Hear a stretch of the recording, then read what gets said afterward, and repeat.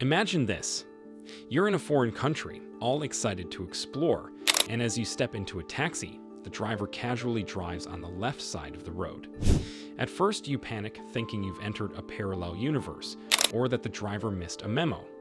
But nope, it's just the way things roll in certain parts of the world. The big question arises: why on earth do some countries drive on the left side while others prefer the right? The horse-drawn carriage mystery. Let's take a ride back in time, all the way to the 1700s, when the streets were filled not with cars, but with horse-drawn carriages. Now, imagine you're riding in one of these carriages in London, a city where horses were the main mode of transportation. The question arises: why did people tend to drive on the left side of the road back then? Was it just a random choice, or did it have a deeper reason? Well, it turns out that it all had to do with safety and practicality. Most people were right-handed, and in a time when sword fights were common, having your dominant hand freed for defense was crucial. By riding on the left side of the road, you could keep your right hand, especially when passing by other carriages or pedestrians. Imagine James Fulton, an American traveler, strolling along a cobbled street, eyes wide, realizing that the left side wasn't just a random choice, it was about survival. Interestingly, this practice wasn't just about keeping people safe, it was also about avoiding collisions. Carriages would pass each other on the left, making it easier for drivers to see each other and maneuver. As time passed and motor vehicles replaced the horses, countries that had the tradition of driving on the left side simply carried it over. That's why places like the UK, Australia, and India still drive on the left. So, next time you see someone driving on the left side of the road, just remember that it's all rooted in a very practical sword-fighting past. The British influence, a global legacy. If you're wondering why so many countries drive on the left, you've got to give a tip of the hat to the British Empire. Back in the 1700s, the British were doing what they did best: expanding their empire far and wide. At the time, they already had a tradition of driving on the left side of the road, a custom that was deeply ingrained in their culture. So, as the British traveled, traded, and colonized across the globe, they naturally brought this driving habit with them. Take Mark Davis, an American tourist in India. He steps off a plane in New Delhi, excited to explore the bustling city, and suddenly, boom, he's on the left side of the road. The poor guy probably wonders if he's entered some strange version of the Twilight Zone. But in fact, India, like many former British colonies, inherited this tradition from the British. In the early days, when roads were first being paved and the British were building infrastructure, it made sense to stick with their existing road habits. Not only did the British Empire influence countries like Australia, South Africa, and Kenya, but their road habits also spread to Japan during the Meiji era, 1868 to 1912. When Japan began modernizing, they looked to the British for guidance on building railways and roads, and they adopted left-side driving. So, as you can see, the British legacy has had a profound impact on global driving customs. Now, the next time you're on a road trip in places like Australia or Singapore, you'll understand that your left-side adventure isn't just about quirky roads, it's the mark of centuries of British influence. Ancient Rome's left-handed road rules. Let's rewind even further to ancient Rome, where the foundations of modern civilization were being laid. While you might not expect the Romans to be pioneers of road rules, they actually had quite a system in place, one that involved driving on the left side of the road. But what's the deal with ancient Romans and their left side driving? Did they have some secret reason for it, or was it just a random quirk? Here's the scoop. The Romans, like many other ancient civilizations, were right-handed. That's right, right-handed dominance was a thing long before modern-day drivers started gripping steering wheels.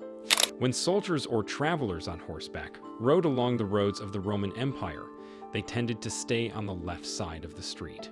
Why? To keep their right hand free for defense or for shaking hands with oncoming people, which, if you think about it, makes a lot of sense. Roman soldiers, especially, needed their right hands to wield their swords, and by keeping to the left, they ensured they were always prepared for potential encounters. In fact, when Roman chariots raced through the streets, they followed the same left side rule, so that drivers could easily use their dominant hand to control their horses or engage in battle if necessary. Let's picture James Fulton, a modern-day tourist who visits Rome and decides to take a quick ride around the Colosseum in a rickety, horse-drawn carriage because why not? He might be shocked to find himself driving on the left side, but the truth is, this ancient custom never really went away. So, whether you're strolling down ancient Roman roads or modern city streets, you're walking in the footsteps of ancient warriors who were always ready for whatever might come their way. The Romans laid the groundwork for much of the world's infrastructure, and their left side habit didn't just disappear. It evolved into a global tradition that would go on to influence cultures across the centuries. So, next time you're in Rome, remember that the left side of the road is more than just a quirk. It's an ancient custom passed down through the ages. Why Japan sticks to the left? Samurai influence. Ever wondered why Japan drives on the left? The answer lies in samurai tradition.